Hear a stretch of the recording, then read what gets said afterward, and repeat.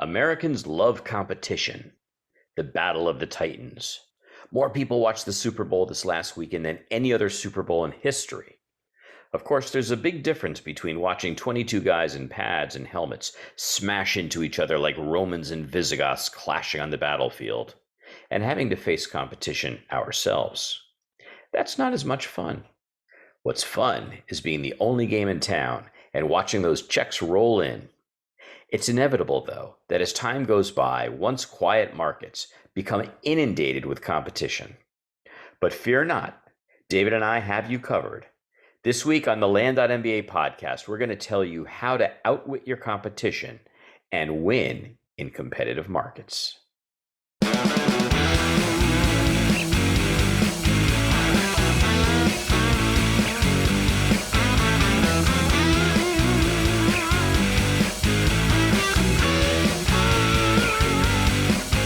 Hello and greetings, all you wonderful, freedom-loving, budding entrepreneurial moguls.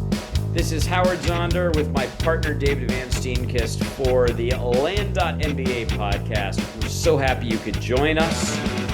We hope at some point you'll take a moment and subscribe. If you like anything you hear in this or you got a comment on it, please put comments in. It really, not only does it help us, but it's good to share it and get some community conversations going.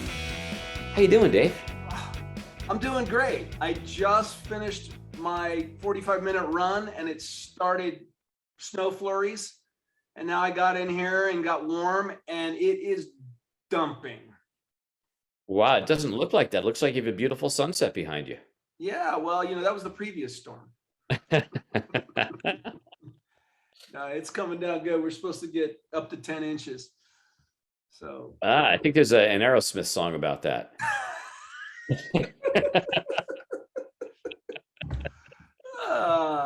People, you'll have Talking about what's on the docket for today? Well, I don't know. You fried my brain with that comment. We are talking about 11 ways to win in the most competitive markets. You mean if we go into a really competitive market, we can still win? Absolutely. All right. I love it. Be the best. Okay. All right. Well, let's be the best. So we have got this divided into two groupings. So we've got the seller, we've got when we're buying properties and when we're selling properties. Yep. So let's start with when we're buying properties because it is the beginning of the process. So we're going into a very competitive marketplace. So let's paint the scene here. So we're going in, we're sending letters, but guess what? Everybody and their brother is sending letters. I mean, we're talking about Colorado and Arizona, people. Everybody's there, maybe Florida, maybe Texas, other places too. But everybody's there. The average property seller is probably getting 5 letters a week. How do you make yours count? How do you make yours the one that they respond to? David, how do you do this? Well, the sellers that I talk to a lot, or my acquisitions team talks to, you get a mix of newbies just coming into the game and either offering way too low or way too high. And then the way too low get told to pound sand and the way too high never close. Have you ever spoken to somebody where your offer was probably right and in the range, and they said, well, I got an offer for this much more, and told them, well, you should take that. But I'm going to keep your number and call you back because I have a feeling when they actually look at it, they're not going to close. And so that does happen. We did a deal, I don't know, a couple of weeks ago, put a deal under contract where the guy had higher offers and he had ridiculously low offers, but he said, your offer looks about right. You look like you know what you're doing. Little did he know. Right. Exactly. So you got to get right on your pricing. And, how do you do that? It depends a lot on the types of property you're going after and where you're looking. But, you got to drill down and get more micro. If you're in areas with a lot of different topography, a lot of different size ranges, and especially smaller lots, cabin lots, and things like that. You're around lakes or places of interest. Then you can have a drastically different pricing, drastically, if it's on the lake or one street back versus up on the ridge. And if you're pricing that whole subdivision and doing an average or a median, it's not going to cut it. You've got to be able to drill down, cut out the outliers, price those on the lake properties separately. And the same thing if you're in a large area. States like Washington come to mind, where I've worked a bit, and there's so much different topography and rivers and lakes and water all over the place. You can't even price. Zip code is too big. You have way too much diversity of the properties. So you got to get down and draw polygons and spend some time on it. So that's one way to get your pricing right. For an advanced pricing course. Yeah, not to pub our own stuff, but that's what it's all about. It's about how do you get really accurate at these, these little areas that are much, much smaller than the county. That's what it's all about. Certainly when I started at the beginning of 2016, there wasn't that much competition in a lot of these places. So it was, I called it the spaghetti method. If you throw enough spaghetti against the wall, something's going to stick. Yeah. And back in those days, if your pricing was good enough, well, it was good enough. It's really all you needed. You could always pull deals out. There was always something to be had. But in a competitive market, that's not true. You need to make sure that, to use a good military analogy, you need to make sure that every bullet hits its target. Right. And our letters are our bullets, and they have to hit their target. And so, you're talking about pricing. As I was listening to you, I heard two different distinct ideas in there. One is that you really need to understand what market value is on every single property. And how do you do that without killing yourself on the front end? You need to do that with the right methodology and the right tools, or else it will crush you. If you have the right methodology and the right tools, you can really understand what market value is for each individual property. And then the second part of that is then, okay, what is my offer going to be relative to market value? And it really comes down to having something that's going to meet your business needs, but it has to come across as credible to the seller. Because as David said, if it's too low, it's going to the trash. And if it's too high, it's not credible. I mean, they might use that to try to put the screws to you and try to get you to up your offer. But the fact of the matter is, I think what David said, his counter was perfect. It's like, hey, if you can get that price, you should get it. But I doubt they'll close at that price. And when they don't, I'll be here. And that's going to work on the people that have been down that road already, right? They've already, probably gone that road, down that road with one or two or three buyers, and then they've either just punted or walked it back. The other thing is, there's some nuances that this type of pricing will really help you with. For example, a mailer I recently did, there's a lot of, the whole subdivision was almost all half-acre properties, okay? And some were 30,000, some were 70,000. And why? They're like identical properties. And being able to assimilate that data and then have the links to go in and look at the individual property, and hopefully it has the information, doesn't always, but let's say in Zillow or whatnot, well, okay, some of them had septics and wells and power. So the people hadn't built on them yet, but they still, the county data is not updated. So the data you pulled, it still comes out as zero improvement. And so you don't want to include those into your pricing, because if you do, you're going to over offer everybody versus getting the right price on the stuff that don't have improvements and getting and basically FU pricing on the improved lots. That's okay. Right. So let's move on. You got to also send more mail these days. It's just a fact. Mm-hmm. There's, I can't even give you an accurate conversion rate these days. It varies all over the board, where you are, the acreage you are, the price point. But we do know that it takes more mail to get deals. And that's part of a competitive market. But, most of our students and everybody I know, including myself, we're still getting deals. We're getting plenty of deals. Yeah.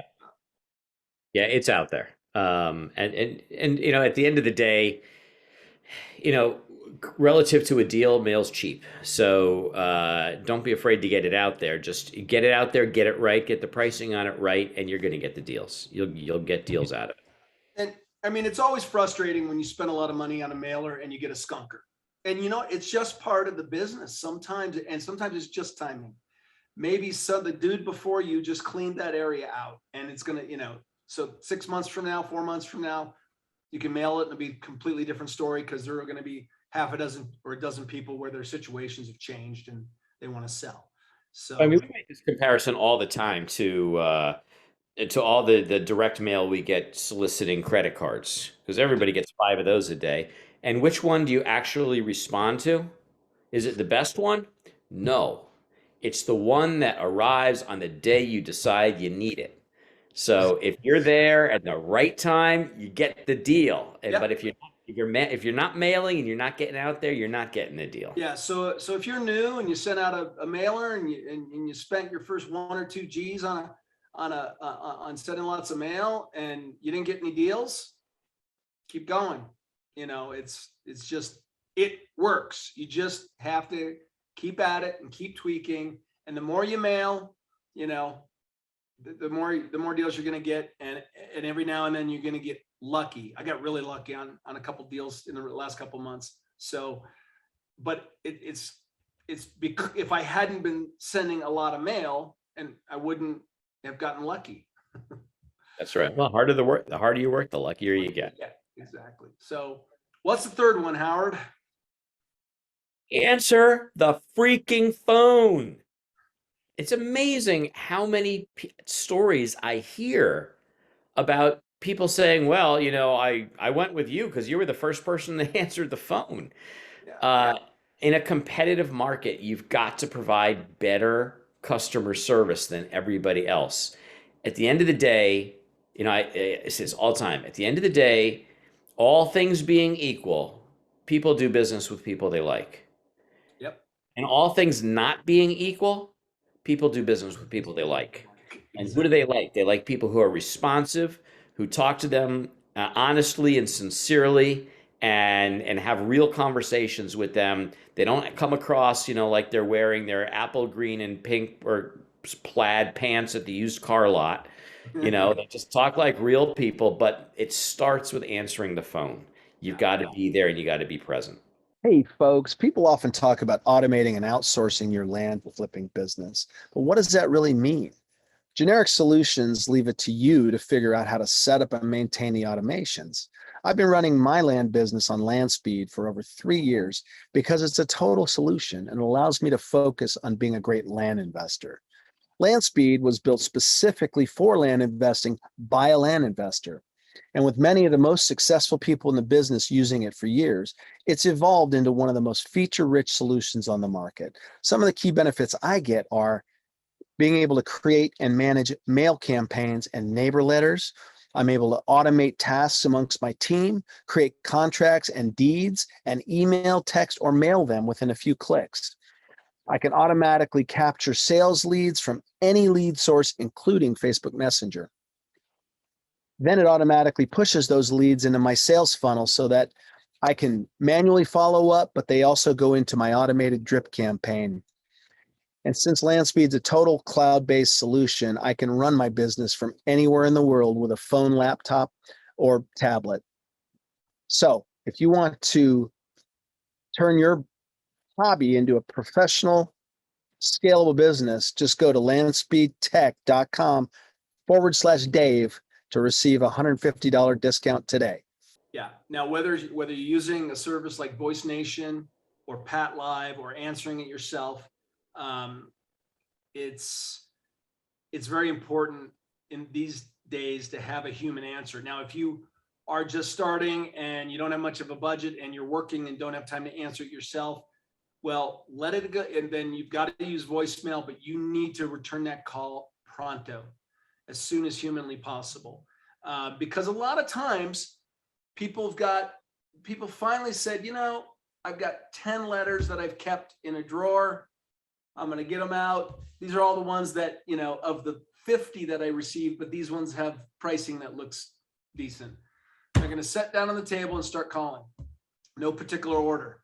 And, the odds are the one who physically answers the phone and gets back to them first is going to get the deal.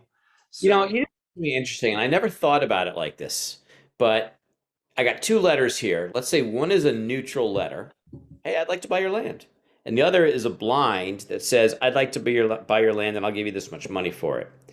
I wonder if people, when they look at those two letters, it's sort of like looking at two ads online for land. One has a picture and one doesn't. Who are you going to call? Or one has a price and one says call for price. Right. You're gonna respond to the one that gives you the more information that you can act upon. It's just It's human nature to do that. I think so too. It keeps it easy. Yeah. Yeah. So all right. Next one. Next one is step up your negotiating skills. It cannot be overstated. No, it can't be at all. But I think, that sounds like, that sounds like boiling the ocean. Step up your negotiating skills. Well, yeah, step up your sales skills, step up your marketing skills. What does that mean? Right. So want to give you one concrete thing to take away with negotiating skills. Options. Options, options, options. So when you get into a negotiation, it's so easy, and I think early on, before we really know how to do negotiation, we all kind of get to this point where it becomes a very binary black and white issue. I want this. Well, I want that. And it feels like you've come to an impasse. And where do you go from there? The way you get through negotiations is by creating different kinds of options, adding new pieces into the puzzle, distracting, I don't want to say distracting them, but changing the conversations. Okay, we're at an impact here. I'm going to shift the conversation away from the land, that I'm going to talk about their motivation, or I'm going to talk about, what they're going to do, what they can do with the money, or whatever it is. I mean, just give them something else to latch on to. Don't get stuck in the impasse of, this is where I'm at and this is where you're at. And maybe so if they're not exactly where you want to be on price, maybe you can make up the difference on how quick you can close, or whatever else. Figure out other forms of value that are part of that deal that you can talk about. Yeah, absolutely. And options are good. I mean, especially if sometimes you do an option because you don't know the area very well and you can't find clear comps, but sometimes you know what you can sell it for, but they'll only get this far. I have an example.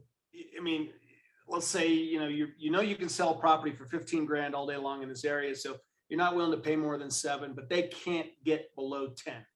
Like, well, I got buyers on my list. All right, let's do an option and then, make 5 grand without having to put anything down. So there's, for 2 hours worth of work. So options are great. Yeah, and I didn't mean option in the sense of an option versus a straight on purchase. I just meant that when you're talking to people, have various ways of having that conversation, talking about more than just, because people will always bring it back to a simple trade. I give you land, you give me money. Yeah. But there are other factors involved in a deal and how the deal is going to consummate. Is it going to be a private transaction? Is it going to go through title? Is there going to be title insurance? Mm-hmm. How quickly can we close? Can I meet you face to face? I mean, there's all these different kinds of things. So money oftentimes becomes that point, and it becomes an impasse in the conversation. And the only way you can get around it is to find other things that you can present as value. Yeah, exactly. I mean, that is really sales 101, because we're selling, whether we're on the buying side or the selling side, because it's the art of persuasion. But you're trying to get that person. Once you get to price and it becomes all about price, then you become a commodity. And so you want to try to figure out what that seller's need is. Yeah. And so, we won't beat that. It hurts any deader. All right.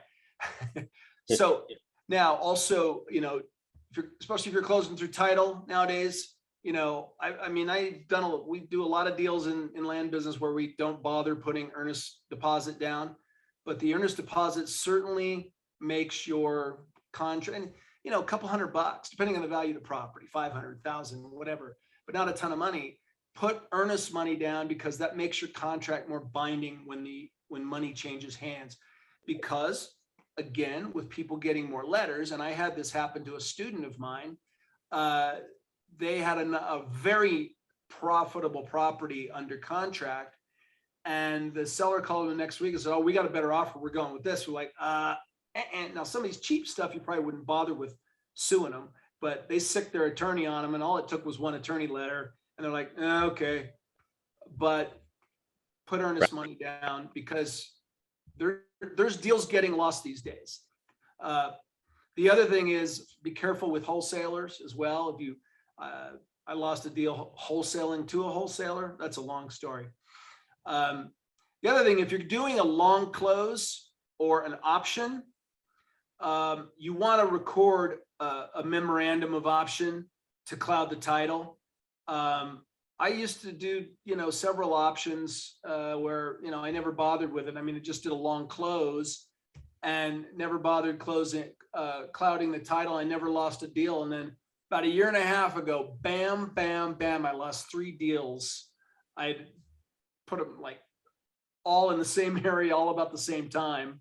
I did options on them because at the time I had all my money out and I didn't want to split the profit with a land funder, and the clients were willing to option. Well, would have been fine if I had clouded the titles, but somebody went around me on all of them. And Wow. I was peeved. All right. So just two things on that, just in case we have some newer people. What does it mean to cloud the title?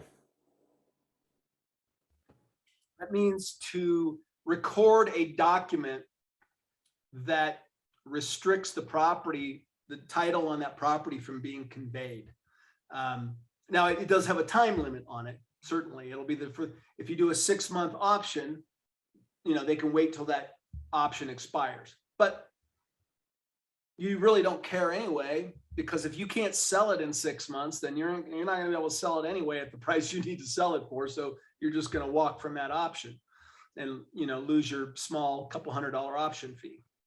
Cost of doing business.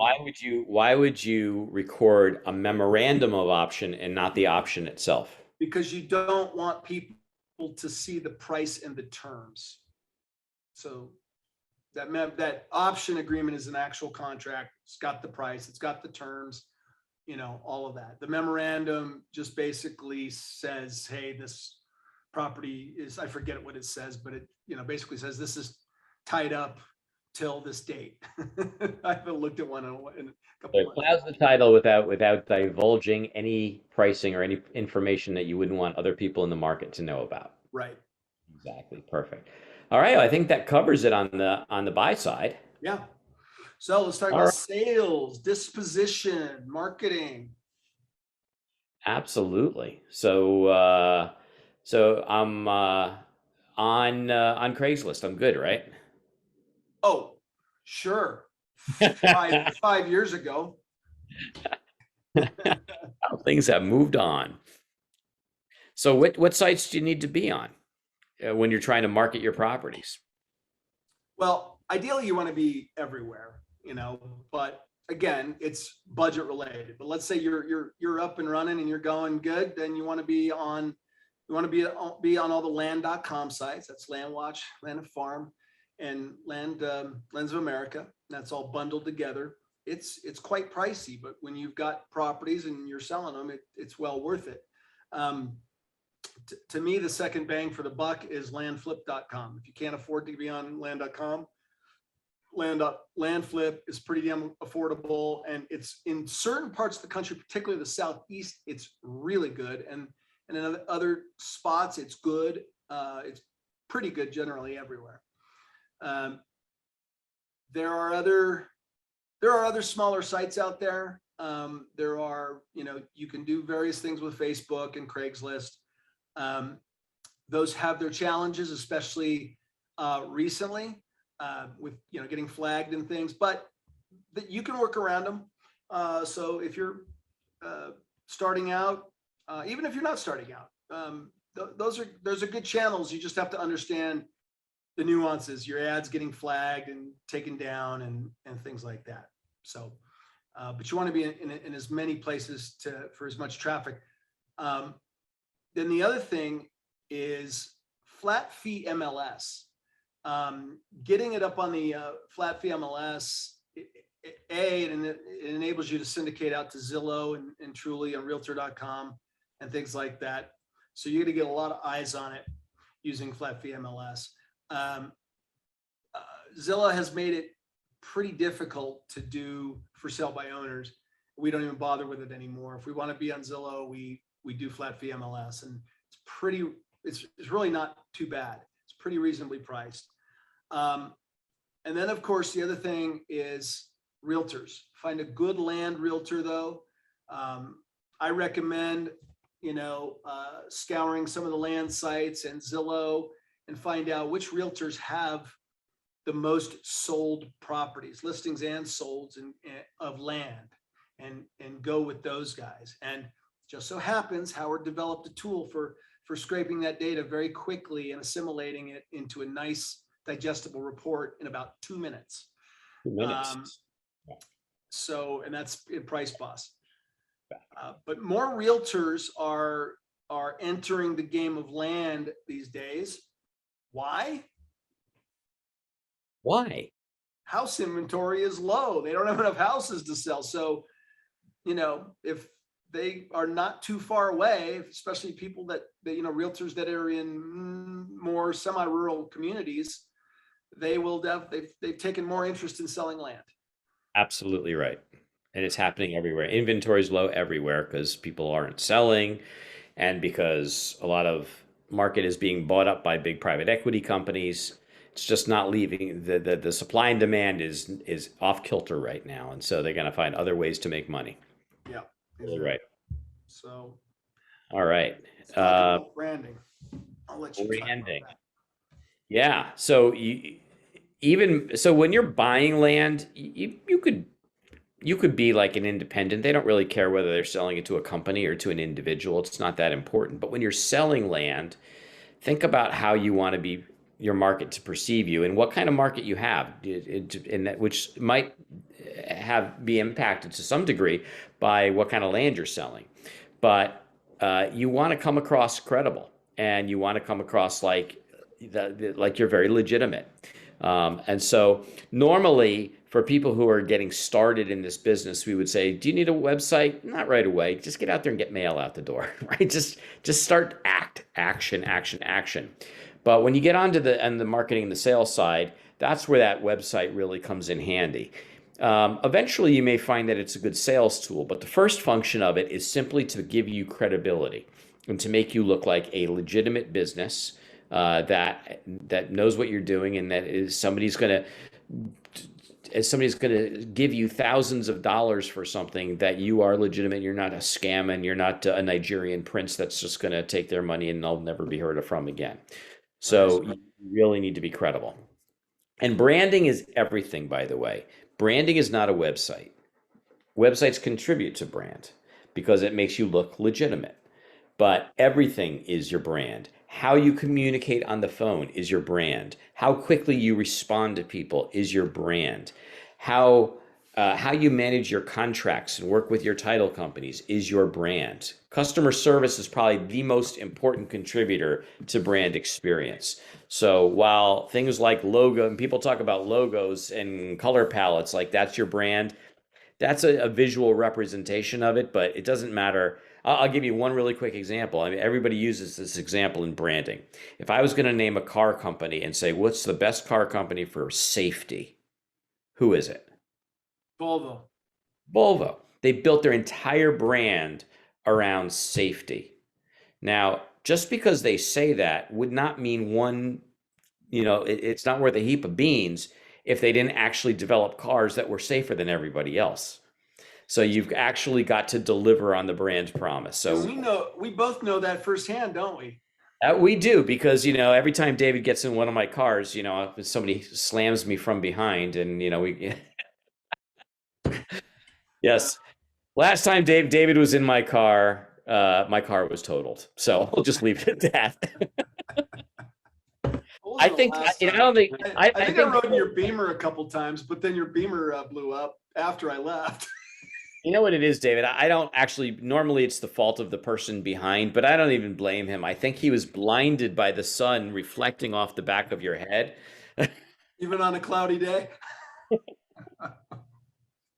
All All right, right. what's up next? So We kind of covered it a little bit, but the, let's the reiterate it. fortune's in the follow-up. That's right. Fortune is in the follow, baby.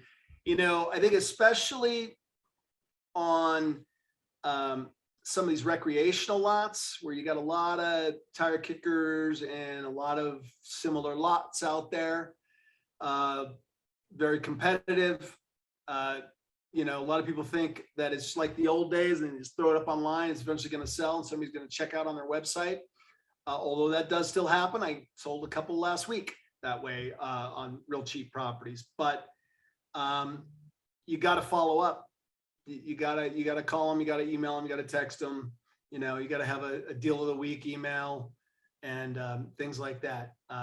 If you've got particularly if you've got a desert square that, there's 20 others competitive to yours on the market, well, and the pricing's kind of similar, still comes back to know, like, and trust. And, you got to follow up. Absolutely. All right. And then the last but not least, and possibly the most, is you got to make it easy for the customer. Yep. In business, it's not about making the property easy to sell. It's about making it easy to buy. Everything about it. So from the way they get information from you, the way they connect with you and communicate with you, the paperwork, everything. The easier you can make it for somebody, the better. When we talked about on the buy side, creating options in the negotiation, but when you're on the sell side, too many options make it too hard. That's not easy. So you want to keep everything very simple, be responsive to them. What I always like to do, especially when I get into the sales negotiation, is I just throw it back in their lap and let them answer all the questions.